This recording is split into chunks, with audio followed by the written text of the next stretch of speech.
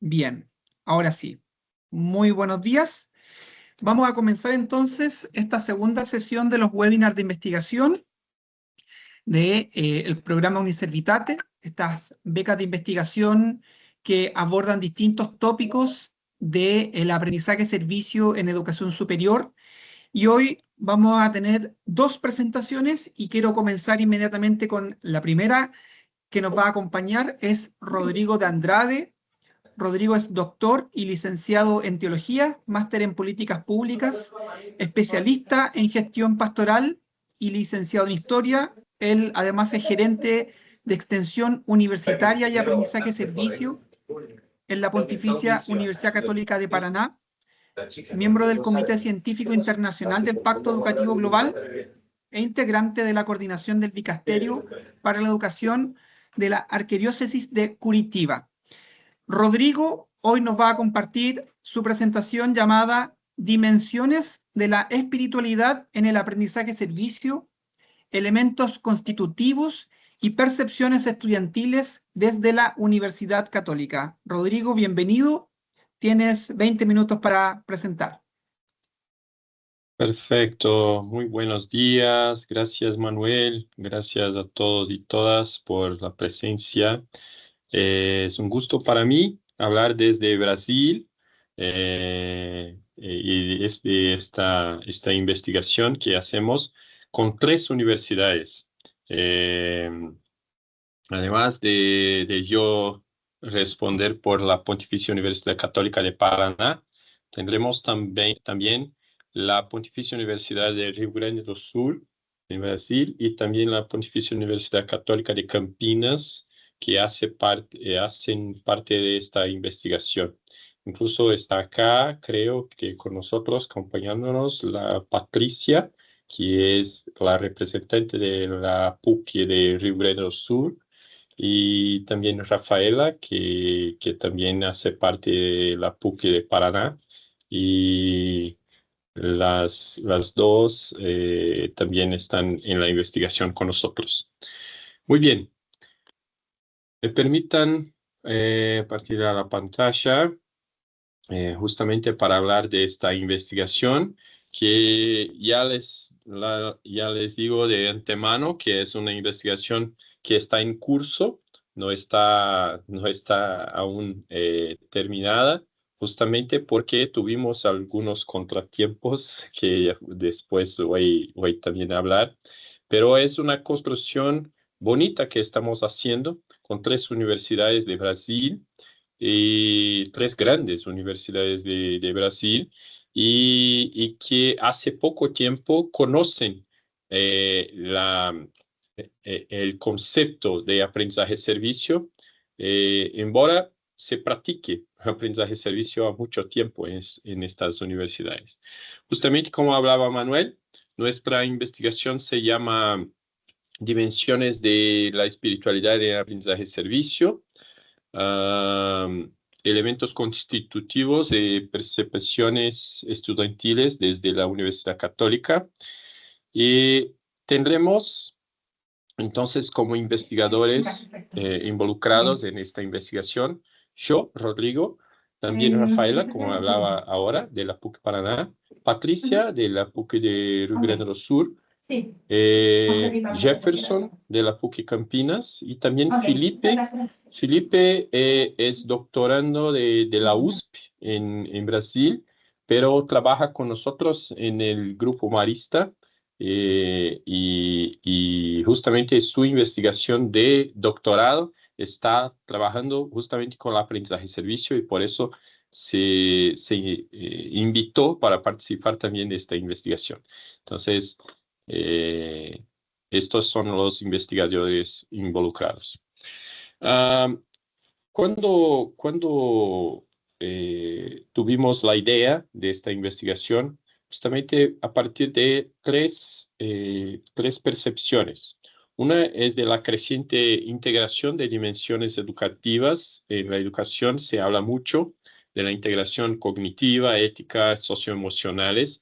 Justamente de las socioemocionales desde la pandemia tendremos más y más reflexiones acerca de eso, como la educación también tiene un compromiso con el desarrollo socioemocional de los estudiantes, ¿sí?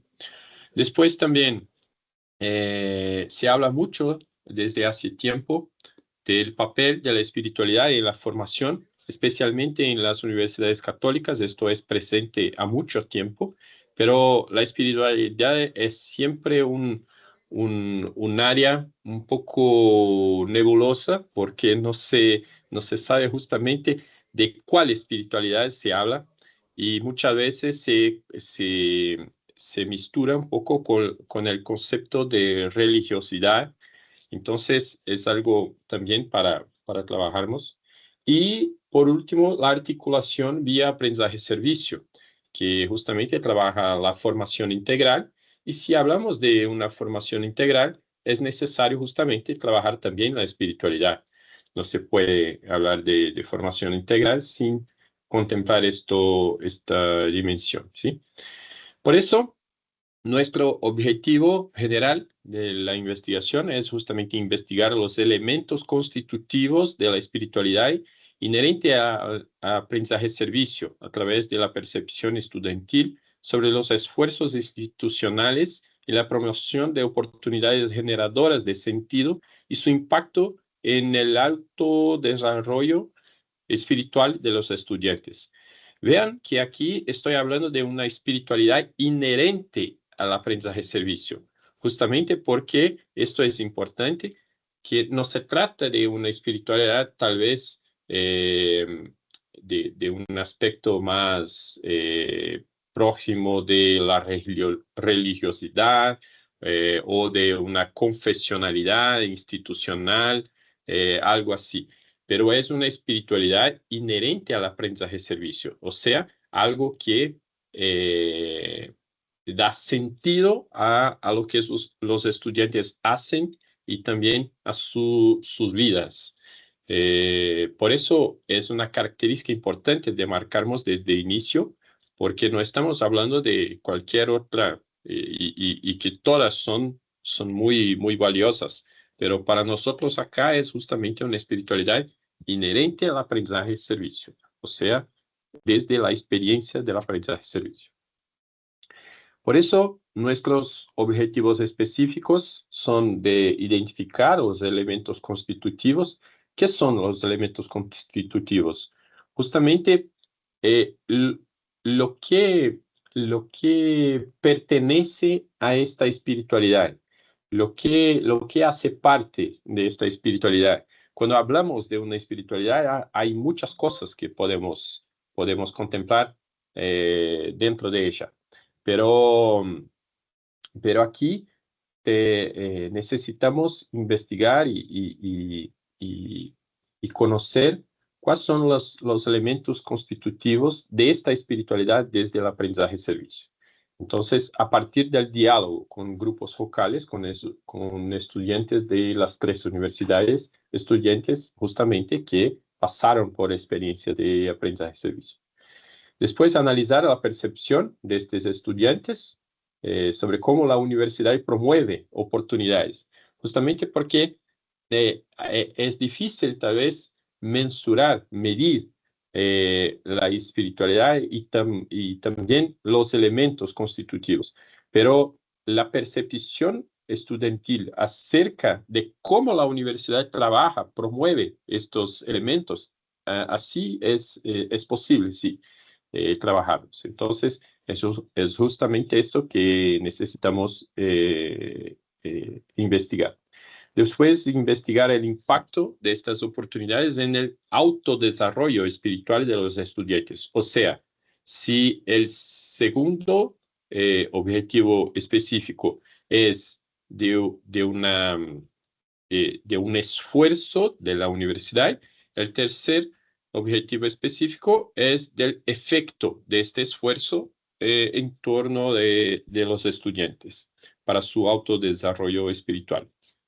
Y por último, sistematizar los hallazgos de la investigación para contribuir a la mejora de las prácticas académicas que valoren la espiritualidad como componente formativo en aprendizaje y servicio.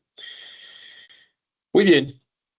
2 preguntas son esenciales a esta investigación. ¿Cuáles son los elementos constitutivos, como hablaba ahora para ustedes? ¿Cuáles son los elementos constitutivos de esta espiritualidad?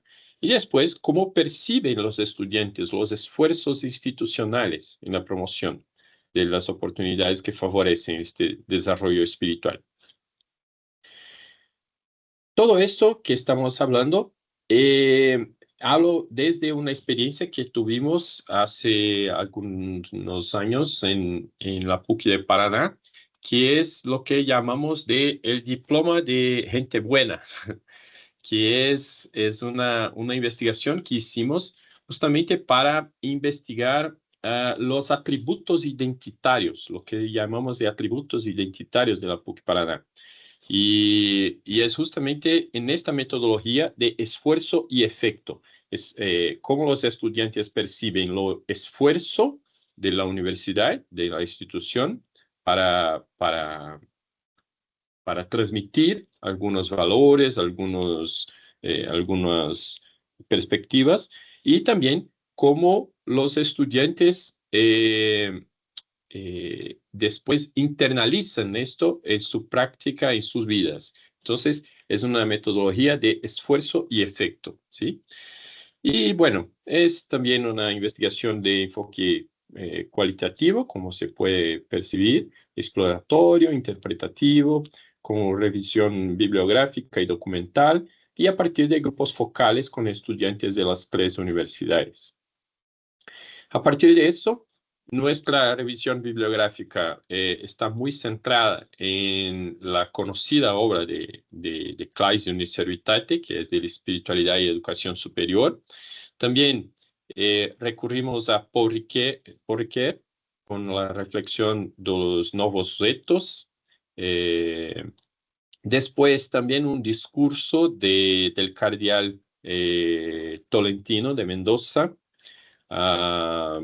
que habla también de esta espiritualidad desde una perspectiva del Pacto Educativo Global, y también tendremos esta perspectiva. Y por último, el brasileño, nuestro brasileño, Paulo Freire, que habla de la pedagogía de autonomía, y justamente comprendemos que esta pedagogía de autonomía tiene en sí también una perspectiva espiritual.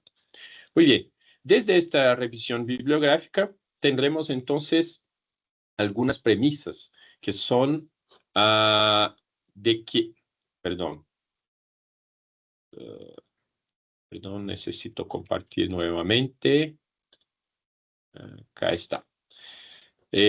Tendremos algunas premisas que es justamente de que la relación entre aprendizaje, servicio y espiritualidad se expresa en el tránsito del yo para al nosotros, como propone Mendoza.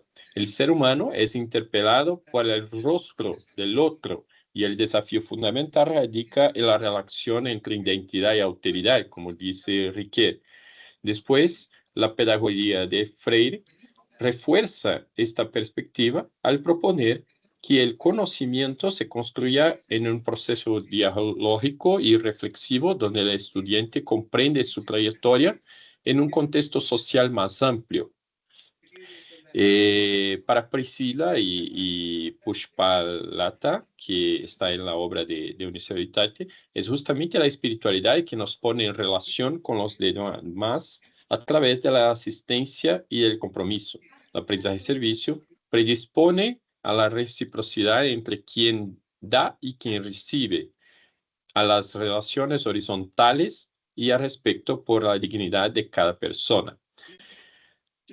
En este sentido, entonces, tendremos una hipótesis que desde esta revisión bibliográfica, nuestra hipótesis es que los principales elementos constitutivos de la espiritualidad que emerge desde el aprendizaje y servicio son estos 6 elementos: alteridad, humildad epistemológica, praxis reflexiva, esperanza, justicia social y pertenencia.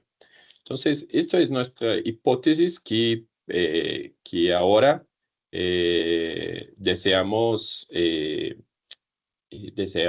conferir con los grupos focales junto a los estudiantes.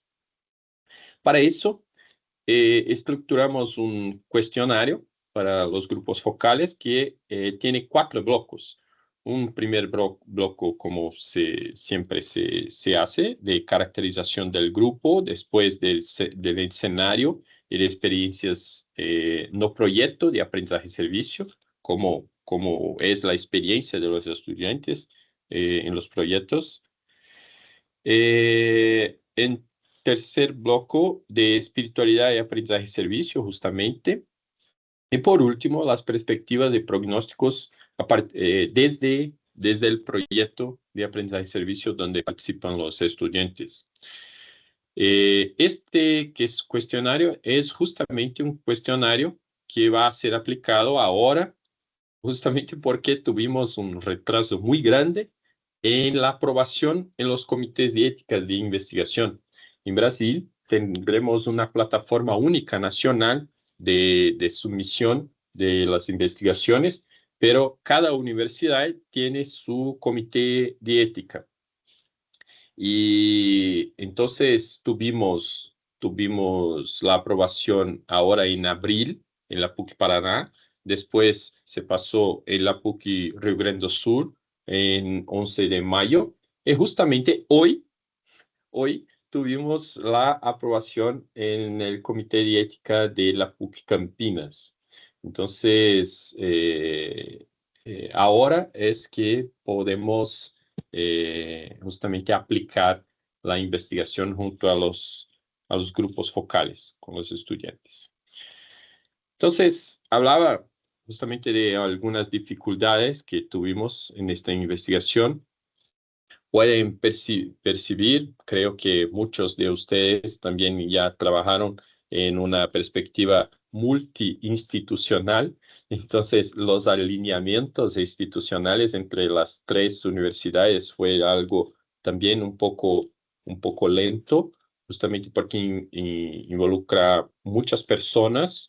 Ni todas las personas involucradas en la investigación responden por el aprendizaje-servicio en sus instituciones, entonces necesitaba también un alineamiento. Después la propia agenda de los investigadores con 3 instituciones diferentes también fue una dificultad. En este medio tiempo tuvimos el cambio de gestión en la PUC Campinas, que también se retrasó un poco porque los combinados que hicimos con la otra gestión tuvimos de hacer nuevamente. En Brasil tenemos vacaciones de verano en diciembre y enero y parte de febrero, entonces también se fue ahí. Los comités de ética de investigación, como hablé a ustedes, es una unificación nacional de la plataforma digital, pero cada comité tiene sus criterios. Entonces también fue algo que fuimos descubriendo conforme caminaba. También el nuevo plan estratégico de la PUC Paraná, porque tendremos un equipo muy pequeño y este nuevo plan estratégico exigió de nosotros también una atención muy grande y por eso se perjudicó también un poco el tiempo de nuestra investigación. Y también la agenda de los estudiantes ahora, porque nuestros estudiantes ya empiezan a tener pruebas, trabajos de final de semestre, y ahora la agenda de los estudiantes también es un desafío para nosotros. Pero presento todas las dificultades no como justificativa, no, pero justamente para decir que una investigación también se hace en medio a todas estas situaciones de la vida que hacen parte de nuestro cotidiano, ¿sí? Después, entonces tendremos un poco como perspectiva con retraso, pero de la investigación de campo que se hace ahora desde 1 de junio hasta 30 de junio. Después la transcripción y organización del material a 8 de julio. la análisis fenomenológica que hacemos entre julio y agosto, la síntesis interpretativa prevista para agosto y por fin la redacción final para septiembre. Septiembre que entonces entregamos todo listo. Muy bien, creo que esta es un poco de nuestra perspectiva, aún con pocos resultados, pero me pareció importante exponer un poco el camino que estamos percorriendo, nuestras intenciones, también un poco de lo que ya identificamos desde la revisión bibliográfica y los próximos pasos que vamos a hacer. Muchas gracias. Gracias a ti, Rodrigo. Gracias por los avances. Te portaste muy bien con el tiempo también, cosa que siempre se agradece para efectos de espacios acotados. A quienes tengan preguntas, como José Antonio, pueden ir dejándola en el chat. Así Rodrigo puede desde ya ir pensando en esas respuestas. Y a continuación vamos con la segunda presentación. Nos acompaña Melanie Inés Markman. Ella es licenciada y profesora en psicopedagogía. Ella es especialista en planificación y gestión estratégica de proyectos educativos, magíster en Project Management, actualmente decana de la Facultad de Ciencias de la Educación de la Universidad FASTA en Argentina, directora de la carrera de posgrado Planificación y Gestión Estratégica de Proyectos Educativos de la Universidad de FASTA, directora ejecutiva del Centro CONIN Mar del Plata, miembro de la comisión fundadora y ahora comisión directiva UP-CIGEP de Mar del Plata, profesora titular de la Cátedra Orientación Vocacional desde el año 2009, también es profesora titular de la Cátedra Práctica Profesional y profesora titular de la Cátedra de Seminario de Educación, todos de la Universidad de FASTA. Un largo currículum, diversas actividades psicopedagógicas. Es realmente un placer tenerte aquí, Melanie, y tu presentación lleva por título Transformando realidades, características de las estrategias de aprendizaje y servicio solidario desarrolladas en el Centro CONIN de Mar del Plata a partir de las prácticas profesionales de la licenciatura en psicopedagogía de la Universidad de FASTA. Melanie, muy buen día, tienes 20 minutos, te escuchamos.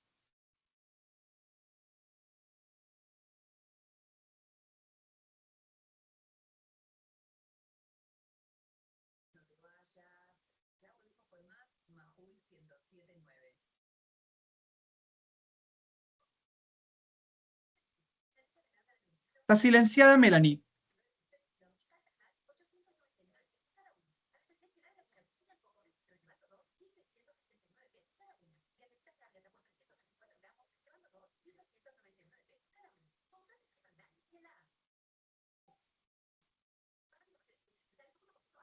Si puedes, ¿sí?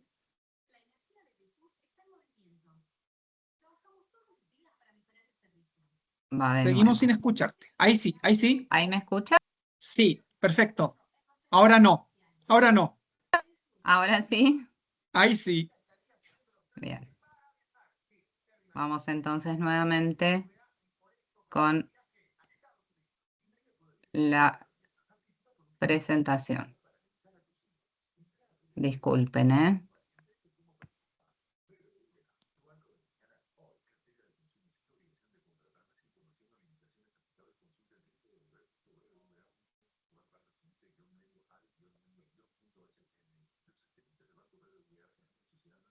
Aquí estamos. Perfecto. Bueno, muy bien. Bueno, como vos decías, transformando realidades, características de las estrategias de aprendizaje y servicios solidarios desarrolladas en el Centro CONIN de Mar del Plata. Mar del Plata está en la provincia de Buenos Aires de la República Argentina, a partir de las prácticas profesionales de la carrera de psicopedagogía. Y me parece importante destacar aquí también quienes comparten el equipo de investigación y quienes hacen una gran tarea con este proyecto, que es la licenciada Viviana Rodríguez, la licenciada Alejandra Ratigán y la magíster María Eugenia Huenchulef. Sencillamente, la Universidad FASTA es una universidad fundada por el movimiento de FASTA, Fraternidad de Agrupaciones Santo Tomás de Aquino. Es una universidad de inspiración católica que en parte de su estatuto toma esta frase de San Pablo VI que dice: somos una comunidad de personas distintas en la experiencia y en las funciones, iguales en la dignidad, comprometidas con la formación científica y la formación integral del hombre, para la cual busca inspiración a partir de la luz de la verdad revelada. Esta es la base que fundamenta todo nuestro trabajo desde la fundación hasta el momento, y buscamos que nuestra comunidad contribuya al desarrollo global y al progreso humano desde el humanismo cristiano. Esto es parte de nuestros actos académicos, pero ya para no pasarme del tiempo y ser respetuosa, ¿cómo tomamos el aprendizaje y servicio en la facultad?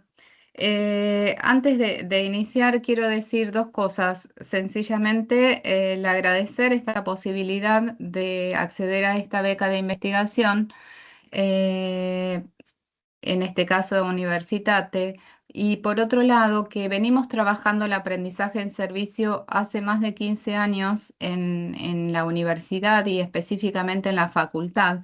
Entonces, tener esta oportunidad de sistematizar y de investigar y ponerle formato a esta experiencia y buscar resultados concretos realmente nos ha sido de mucha validez. Tomamos este aprendizaje situado y basado en la experiencia y orientado a la aplicación de contenidos vistos durante la formación académica.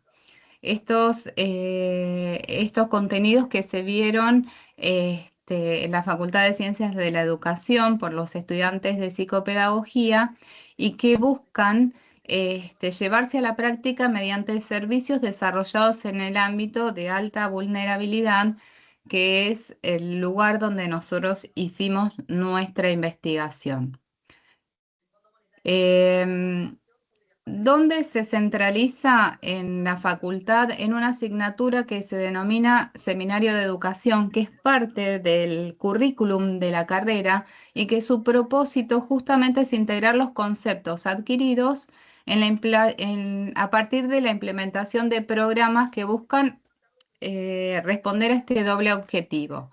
Por un lado, realizar el trabajo de campo supervisado, que facilite la iniciativa y la motivación, así como la selección, análisis y puesta en práctica de los contenidos que los alumnos ya poseen, lo cual nos permite al finalizar la carrera, porque esta es una asignatura del último año, tener evidencia de los aprendizajes que los alumnos adquirieron a lo largo de los 4 años y, por otro lado, desde una mirada del saber dar, hacer un servicio a la comunidad, donde colaboramos profesionalmente en prácticas que ayuden a otros a optimizar su calidad de vida y tener mejores oportunidades para alcanzar un aprendizaje significativo y contextualizado. Por eso enmarcamos este aprendizaje-servicio en esta asignatura que se basa fundamentalmente en esto, ¿no? En reconocer y aplicar los aprendizajes, en hacer un servicio a la comunidad desde la carrera en sí, y por otro lado el beneficio que nosotros siempre rescatamos, que está supervisado por los docentes que acompañan. No dejan solos a los alumnos en esta práctica, ¿no? Un poquito de qué es el Centro CONIN Mar del Plata. El Centro CONIN es un centro que que trabaja la prevención de la desnutrición infantil y la promoción humana. La misión justamente es prevenir y tratar la desnutrición en la ciudad de Mar del Plata. La desnutrición infantil se recibe en niños de 0 a 5 años. Y lo que tiene este centro CONIN Mar del Plata es que replica la metodología CONIN, que es una metodología basada y fundamentada en los principios que la Fundación CONIN elaboró, a partir de la creación por el doctor Abel Albino en el año 93 y que nos permite dar integración e igualdad de oportunidades a los niños desnutridos y en situación de vulnerabilidad social en todos los espacios donde funcionan centros CONIN en todo el país. Allí es donde nosotros nos involucramos con los alumnos de Ciencias de la Educación. Acá tenemos de Psicopedagogía en la Facultad de Ciencias de la Educación. ¿Cuál fue el objetivo de nuestro proyecto de investigación? Bueno, como decíamos, esto es caracterizar y pensar qué es lo que realmente aportamos desde estas estrategias de aprendizaje-servicio en este centro con los alumnos de las prácticas profesionales. Nosotros quiero contarles que ya hemos finalizado nuestro proyecto y estamos en instancias de elaboración y cierre de las conclusiones para el mes de fines de junio-julio. ¿Cuáles son nuestros objetivos? Bueno, observar las prácticas situadas y solidarias realizadas por nuestros alumnos en el Centro CONIN. Analizar también la percepción de los beneficiarios directos sobre el desarrollo de los programas de atención y talleres formativos que se llevan a cargo, porque la atención que se brinda en el Centro CONIN es una atención integral, donde se reciben a los niños desnutridos, pero que las familias ingresan a un programa donde no solo el niño tiene un diagnóstico que se realiza a través de distintos profesionales, un pediatra, un asistente social y un nutricionista, sino que a partir de esa integración accede al programa y allí se da estimulación temprana, donde allí funcionan el área de psicopedagogía, hay un ropero familiar, se supervisan alimentos y se entrega leche en el caso de que las familias lo necesiten, y el criterio de ingreso es de 0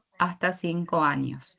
Entonces, uno de los pilares que nosotros analizamos aquí es los beneficiarios directos, que son las familias, y como en parte de este programa las psicopedagogas pueden colaborar también en los talleres que se desarrollan y no solo en el diagnóstico y tratamiento de los niños en el área específica. Otro de los puntos que nos pareció importantes rescatar era la efectividad de las alianzas entre los distintos actores comunitarios y el proceso de institucionalización para las prácticas, en este caso en el Centro CONIN.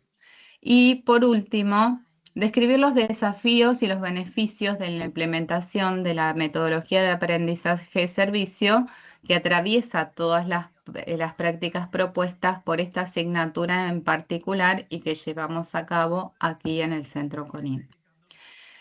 Nuestro marco teórico, bueno, tomamos también definición de Tapia. Esta metodología puede definirse como un servicio solidario para los estudiantes destinados a cubrir necesidades reales en una comunidad, planificado institucionalmente en forma integrada con el currículum en función del aprendizaje de los estudiantes.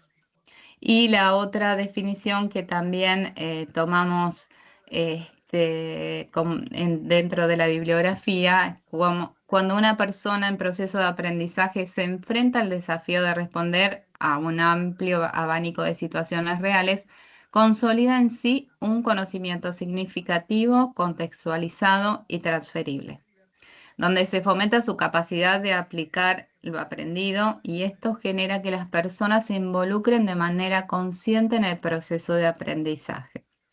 Por tanto, no solo favorece el aprendizaje adquirido, sino que también la autonomía y la responsabilidad en el trabajo.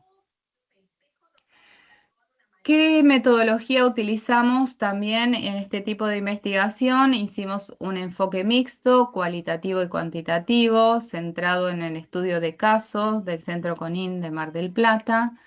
Y las técnicas utilizadas fueron, dentro de las cualitativas, la observación participante, entrevistas semiestructuradas a los profesionales y los voluntarios del centro, El focus group, donde participaron los estudiantes que realizan la práctica de aprendizaje y servicio. Entrevistas semiestructuradas, donde involucramos también a graduados de la licenciatura en psicopedagogía. Y el análisis de documentos. Allí que tuvimos en cuenta la observación de las historias clínicas, los diseños curriculares, las planificaciones del equipo y los informes evaluativos de la evolución de los niños que participaron en el programa. Y dentro de la técnica cuantitativa usamos un cuestionario de percepción donde se recabó la información de 12 familias. Hoy el centro está atendiendo aproximadamente a 45 familias, entonces con este cuestionario creemos que era una muestra de conveniencia a lo que podíamos hacer. Y para el análisis de datos lo que hicimos fue una triangulación metodológica donde hicimos una búsqueda de convergencias, divergencias y complementariedad. ¿Cuáles fueron los resultados de esta investigación?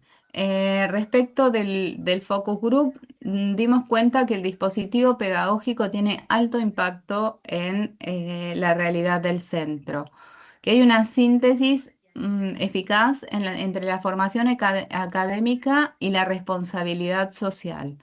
Que hemos logrado una transición de la teoría a la praxis, ¿no? Esto de un fomento a una mirada integral de la educación, de la persona y de la comunidad.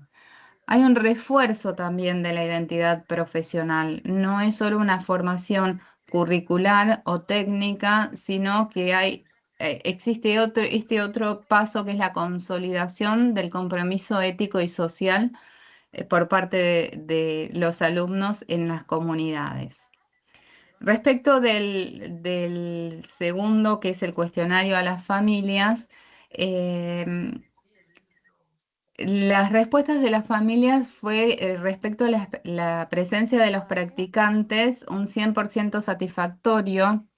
La posibilidad de interacción también un 100% afirmativo. El reconocimiento de apoyo, escucha a las familias y ayudas en el centro. Hay una referencia destacada en el 41,7% de las respuestas y buena en el resto. Los cambios positivos observados en los niños de parte de las familias fue algo que destacaron los padres. Destacaron también que veían construcción de nuevos aprendizajes en los niños y también destacaron la importancia que veían las familias del trabajo entre el centro y la universidad. Pensemos que estamos en una zona de alta vulnerabilidad donde se genera un espacio que la familia asiste toda una mañana, no va a un turno clínico en el centro, sino que asiste toda una mañana y se genera un clima de mucha pertenencia y de temas muy personales, entonces que valoren la participación de los estudiantes o del equipo de investigación o de los docentes que puedan integrarse a esa comunidad, para nosotros tiene mucha validez porque sintieron que éramos parte de esta propuesta del Centro CONIN y no solamente alguien que venía de afuera. Las entrevistas con profesionales del centro también nos dan como resultado que a los profesionales les sirve pensar que son un soporte operativo para sus prácticas, que los estudiantes también le dinamizan el manejo de distintos escenarios, hay un enriquecimiento con los nuevos conocimientos y las miradas externas. Es decir, que en la vida del profesional dentro del centro hay un aporte de ida y vuelta con los alumnos que colabora también en la mirada del profesional que está en el centro. Reafirmamos la psicopedagogía como disciplina de acción en la intervención temprana. en la estimulación temprana del niño recién nacido y en sus primeros años. Respecto de las entrevistas con los graduados, surge que este dispositivo de formación clínica y social trasciende la enseñanza áulica. Entonces es la oportunidad de aprendizaje como puente, ¿no? Este doble enriquecimiento para la comunidad a la que asistimos, pero también para el profesional que se está formando. Y otro de los puntos que los graduados rescataban era la importancia del trabajo en red, del trabajo entre la universidad y el centro, que tiene que ver con el equipo de profesionales clínicos y las familias. Entonces, cómo esto aportó a esta mirada social y de responsabilidad social en su formación académica. Luego tenemos la observación participante y análisis de documentos.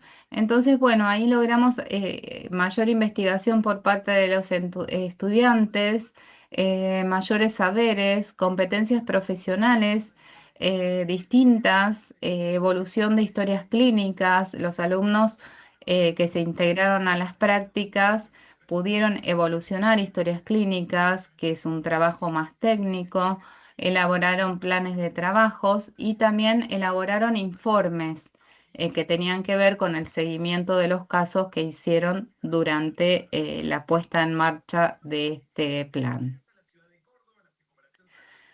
Dentro de los objetivos que nosotros nos habíamos planteado inicialmente, las características de las prácticas situadas y solidarias, rescatamos que la importancia de las prácticas sostenidas en el tiempo, porque estas prácticas se elaboran durante todo el último año de clases. Entonces, los alumnos asisten desde abril hasta noviembre al centro, entonces cumplen un tiempo prolongado, lo hacen en parejas pedagógicas, donde ellos se apoyan entre el par para tomar decisiones, para analizar la realidad.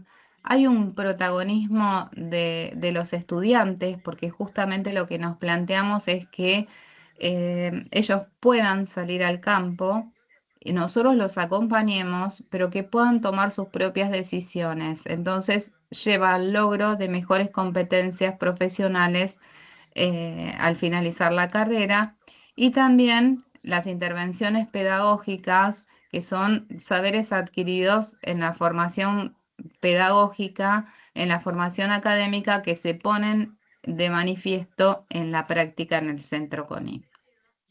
Otro de los objetivos que fue la percepción de los beneficiarios directos, bueno, un alto grado de aceptación, de interacción, de vinculación adecuada.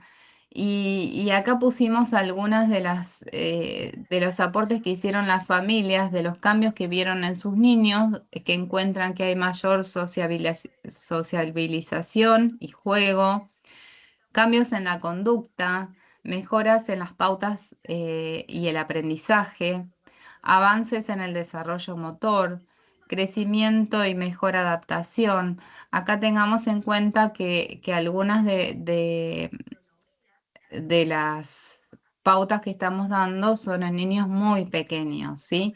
Entonces, esto es lo que opinan las familias, los beneficiarios directos, que tiene que ver también con el trabajo que se lleva adelante en los talleres con las mamás o los papás que están a cargo, que encuentran que en sus niños tienen nuevos aprendizajes y hacen un reconocimiento y una valoración del trabajo conjunto entre el centro y la universidad para sus familias. Respecto a la efectividad de las alianzas, encontramos que hay un enriquecimiento entre esta alianza entre la universidad y el Centro CONIN. Hay una relevancia de las prácticas para las necesidades del centro y como experiencias de aprendizaje para los futuros graduados. En este caso, nosotros decimos que el Centro CONIN se constituye como un espacio de formación efectiva, donde los graduados de distintas facultades pueden participar, en este caso desde la licenciatura en psicopedagogía, hay un área específica donde pueden intervenir y formarse también con las pautas que les da el centro. Luego tenemos, Melanie, en cuanto estamos a un sí, minuto. a un minuto, ya termino. Describir los beneficios y desafíos. Bueno, beneficios es la puesta en juego de los saberes académicos en las intervenciones psicopedagógicas y el enriquecimiento mutuo de ambas instituciones. Como conclusión, vamos a decir que esta consolidación del aprendizaje y servicio como metodología enriquece el currículum académico y beneficia de manera tangible a la comunidad. Se valida la función social de la educación superior en la transformación de realidades complejas. La clave del éxito es el equilibrio entre el servicio que se brinda y el aprendizaje obtenido. Es una estrategia pedagógica con alto impacto que trasciende la formación áulica tradicional y también, como dijimos antes, la validación del principio del doble enriquecimiento.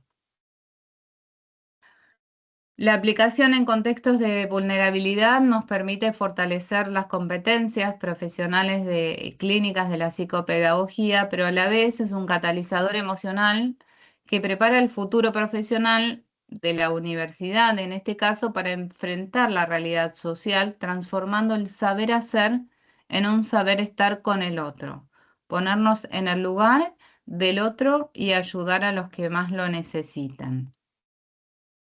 Esto, para terminar, es una expresión de una de nuestras graduadas que dice que yo creo que representa un aprendizaje significativo, tanto para ellos como para nosotros también, porque no fue solamente un aprendizaje que esto como profesionales o como estudiantes que nosotras brindamos, sino que las familias y los niños también nos dieron a nosotros herramientas para el día de mañana.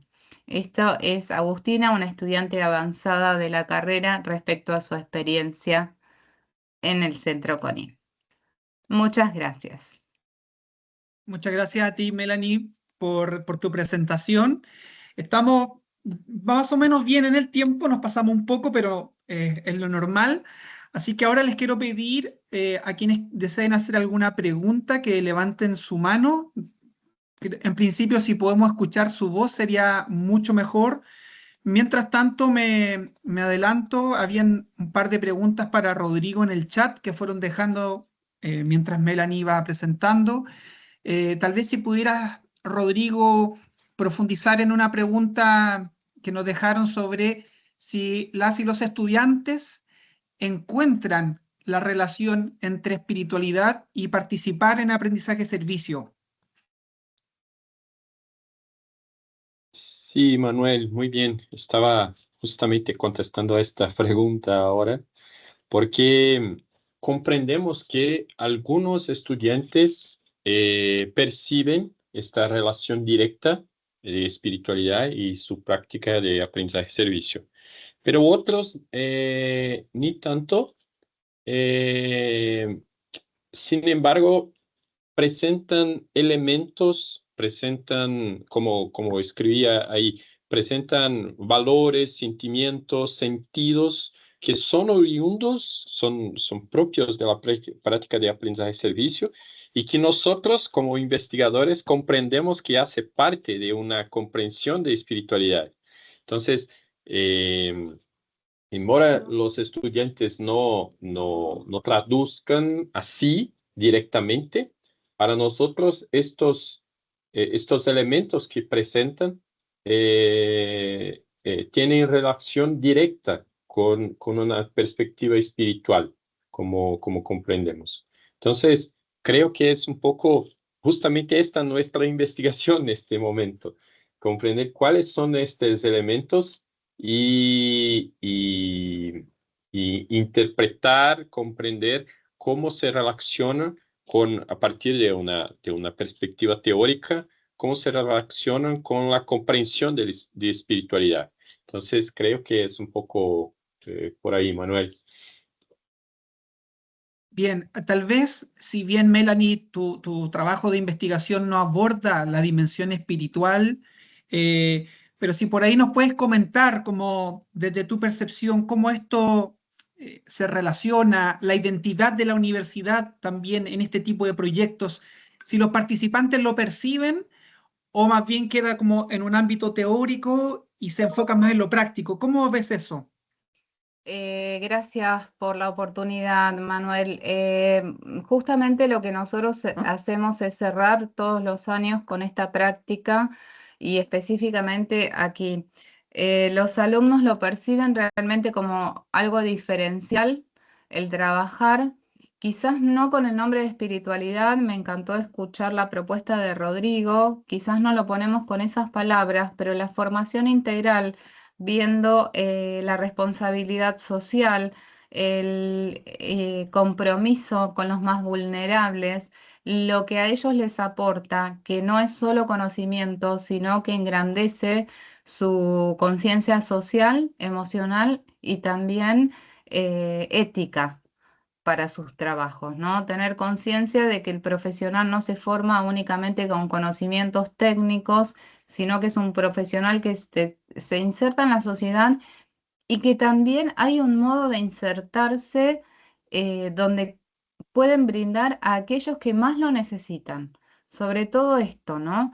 Ser parte de una comunidad, por eso decía, los alumnos están todo el año asistiendo y las familias los reciben porque en CONIN es poner el cuerpo. Nosotros le decimos, tenemos que poner el cuerpo, el alma y el corazón con las familias que más necesitan. Muchas veces no es la técnica psicopedagógica la que aplica únicamente y que permite que mejoren las conductas, sino es la empatía, es el acercamiento a las familias, mostrándoles los caminos que tienen para llegar a que esos niños cambien la conducta cuando esas familias también vulneradas muchas veces en situaciones de mucho dolor, de mucha presión, de hostigamiento, etcétera, encuentran que en el centro se les da un lugar donde pueden ser mejores, de contención, digo, de una caricia. Entonces, los alumnos rescatan esto, cómo encontraron ellos mismos esto que surgió y que necesitaban hacer y tener ellos como estudiantes para acercarse y ser parte de esta comunidad. Gracias. Quiero agradecerle a ambos porque es muy complementaria ambas visiones del punto de vista de cómo en el caso de Mar del Plata, en el día a día, en esa intervención, van observando fenómenos que luego Rodrigo con el equipo lo están teorizando y discutiendo en estos conceptos de espiritualidad, que además, como vieron en el chat, hay otros colegas en Córdoba, en España, en Chile, que también ya están discutiendo y reflexionando sobre esto. Así que esta comunidad que se ha ido formando en Uniservitate está cada vez también alimentándonos de nuevas reflexiones y conceptos. Veo una mano levantada desde Temuco, en Chile, Felipe Payao.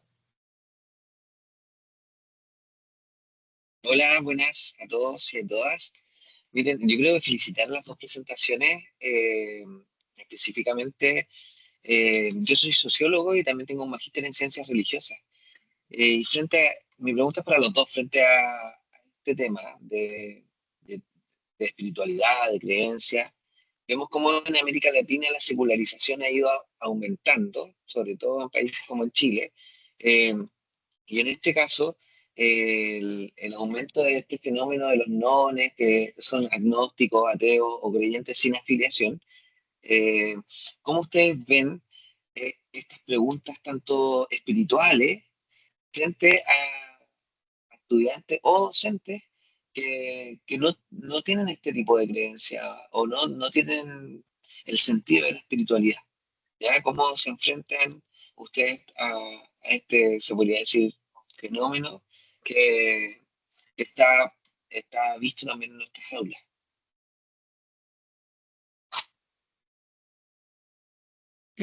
Traté de resumirlo, tu pregunta, Felipe, sobre todo para Rodrigo, a ver si le ayuda la especie de traducción, ¿no? Pero, ¿cómo se enfrentan para las universidades católicas el escenario donde cada vez son más las personas agnósticas, ateas?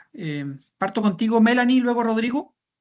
Bueno, nuestra universidad es una universidad de inspiración católica donde hay una currícula de formación humanística que es común a todas las carreras de la universidad, independientemente de la facultad, sea ingeniería, sea medicina, sea psicopedagogía.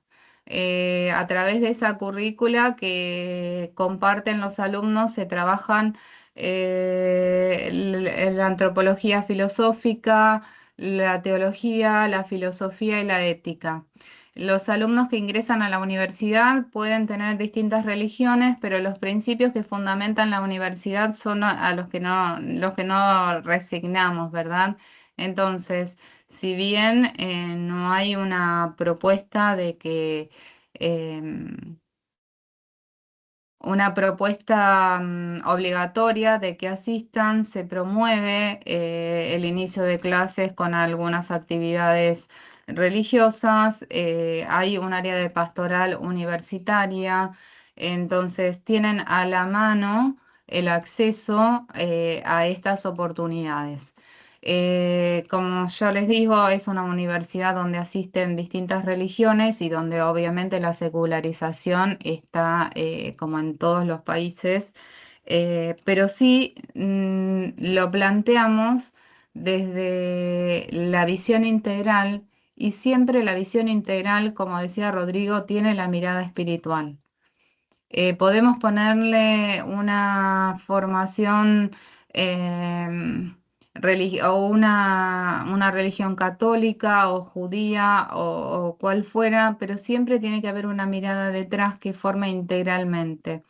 Con esta experiencia muchas veces encontramos que el alumno no percibía cuánto de sí, de su ser, de su esencia espiritual, estaba puesta en su aprendizaje. Y llegado el campo y llegada la instancia de cierre de las asignaturas, es lo que más rescatan, ¿no? El encontrarse con el otro, el valor de la persona humana por sobre todo, el valor de esa persona igual y única e irrepetible a pesar de las dificultades y de la vulnerabilidad y el esfuerzo que ellas también, los alumnos, encuentran que en sí mismos quizás a veces no se lo habían planteado. ¿M? Y se muestra con la práctica. Bien, gracias. Rodrigo. Muy bien, durante mucho tiempo yo fui docente de una asignatura llamada Teología y Sociedad en nuestra universidad de la PUC Paraná. Y siempre hacía esta dinámica con los estudiantes de preguntarles, ¿por qué están en la universidad? Después respondían muchas veces, para tener un empleo bueno. Muy bien. ¿Y para qué necesitan un empleo bueno? También contestaba, sí, para tener una buena vida. ¿Y por qué desean una buena vida? Y ahí se hacía un debate, una discusión justamente acerca del sentido. Y en esta perspectiva, embora ni todos los estudiantes tienen una confesión religiosa, todos buscan un sentido. Y yo hablaba con todos ellos que esto es una perspectiva espiritual. Entonces, mismo aquellos que no profesan una religiosidad o no creen en Dios y lo trascendiente, siempre buscan un sentido para sus vidas. Y estos sentidos se hace muchas veces en el contacto con el colectivo, con otras personas, con el mundo que se acerca, ¿sí? Entonces, siempre adoptamos esto, claro, hay diferentes perspectivas en una universidad, pero creo que en la PUC Paraná, y respondo también por la PUC de Río Grande do Sur y Campinas, tendremos una comprensión no proselitista, pero justamente de hacer los estudiantes pensar que la propia presencia en la universidad es una búsqueda de sentido. Y por eso tiene ahí un sentimiento de espiritualidad, tal vez. Y además, también contestando a Felipe, en Brasil tenemos un fenómeno interesante porque los agnósticos y ateos se disminuyen, pero crecen lo que llamamos aquí, que son los desigrejados, que son aquellas personas que creen, pero no están alineadas con ninguna religión o iglesia, pero creen. Entonces, es un fenómeno interesante que también deseamos buscar más y más, justamente porque nuestros estudiantes expresan también esta realidad. Bien, gracias a ambos. Por tiempo nos queda una pregunta, Daniela, si lo puedes compartir para ir dando cierre a la sesión de hoy. No, bueno, felicitar a ambos ponentes, la verdad que excelente el intercambio de sus proyectos. Quería preguntarle a Rodrigo si las universidades sobre las cuales van a hacer el estudio de percepción, ¿sí? Tienen algún tipo de identidad ¿no? específica, pertenecen a algún tipo de congregación y demás, que pueda indicar algún tipo de, ¿no? de matiz en esta vivencia de la espiritualidad, ¿no? Y si es una pregunta que tal vez se han hecho o piensan que puede ser un hallazgo en ese sentido, o sea, el propio perfil misional o el carisma, digamos, de la universidad puede ser un factor que influya en el cultivo de la espiritualidad.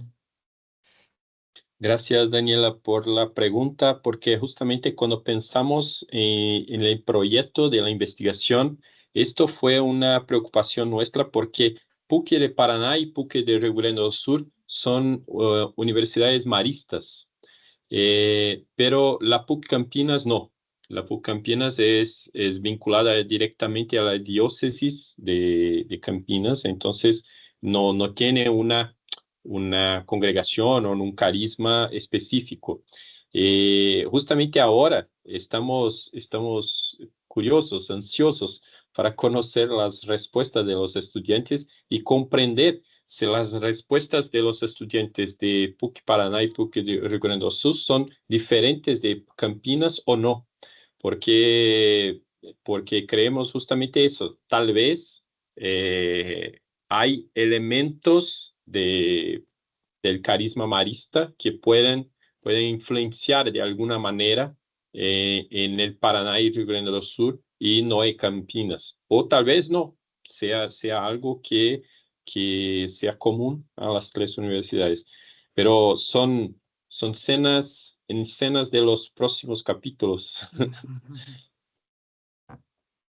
Bien, bueno, quiero agradecerles profundamente tanto a Melanie como a Rodrigo, a quienes se sumaron hoy a esta segunda sesión de espacios de webinar. Les quiero dejar en el chat el sitio web de Uniservitate para que sigamos conectados a través de las distintas oportunidades de formación y aprendizaje, intercambio que tenemos en esta red global. Espero verles en una siguiente ocasión. Quién sabe qué es lo que nos depara la agenda.